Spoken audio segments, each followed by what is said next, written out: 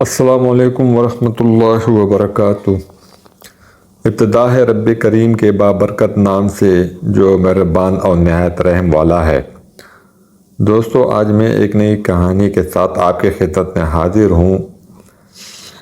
یہ ایک بادشاہ اور درویش کا واقعہ ہے۔ ایک دن بادشاہ ایک درویش کے پاس گیا جو کسی خاص ورد میں مصروف تھا۔ بادشاہ نے اس درویش سے اس ورد کی بابت دریافت کیا تو درویش نے بتایا کہ یہ ورد ایک خاص مقصد کے لیے متحرک کرتا ہے۔ بادشاہ نے درویش سے کہا کہ مجھے بھی اس ورد کی تعلیم دو، تو درویش نے کہا میں ایسا نہیں کر سکتا۔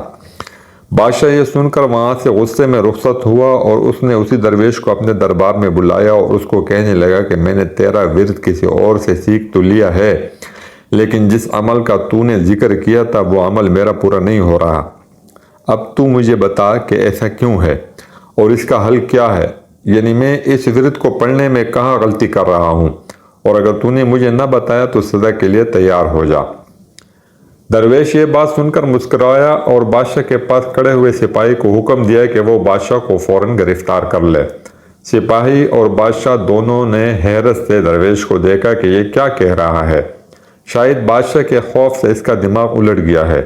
درویش نے ایک مرتبہ پھر انتہائی سخت لہجے میں سپاہی کو حکم دیا کہ وہ بادشاہ کو گرفتار کر لے، مگر سپاہی اپنی جگہ سے ایک انچ بھی نہ ہلا۔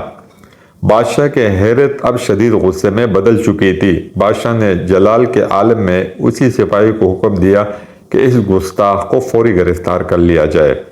یہ سن کر شاہی دربار میں موجود تمام سپاہیوں نے اپنے نیزوں اور تلواروں کا رخ درویش کی طرف کر لیا اور اسے چاروں طرف سے گھیرے میں لے لیا۔ درویش یہ دیکھ کر مسکرایا اور بولا، سن بادشاہ صاحب، جب میں نے ان سپاہی کو کہا اور جو تو نے ان کو کہا وہ ایک ہی حکم تھا، الفاظ اور لہجہ سب ایک تھا، لیکن میری بات سن کر یہ ایک سپاہی بھی خاموش رہا، جبکہ تو نے صرف ایک سپاہی کو حکم دیا تھا، لیکن تیرا حکم سن کر دربار میں موجود تمام سپاہی فوراً حرکت میں آ گئے اور مجھے ایک آن میں گرفتار کر لیا۔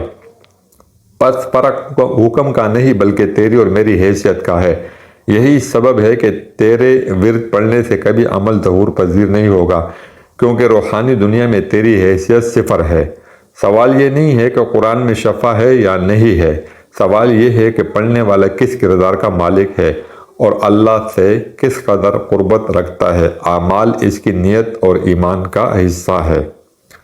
دوستو، تمام حضرات ایک بار درود شریف پڑھ لے۔ درود شریف پڑھنے سے میں کافی فضیلت ہے۔ اللہ ہم سب کا حامی اور ناصر ہو۔ اللہ نگہبان۔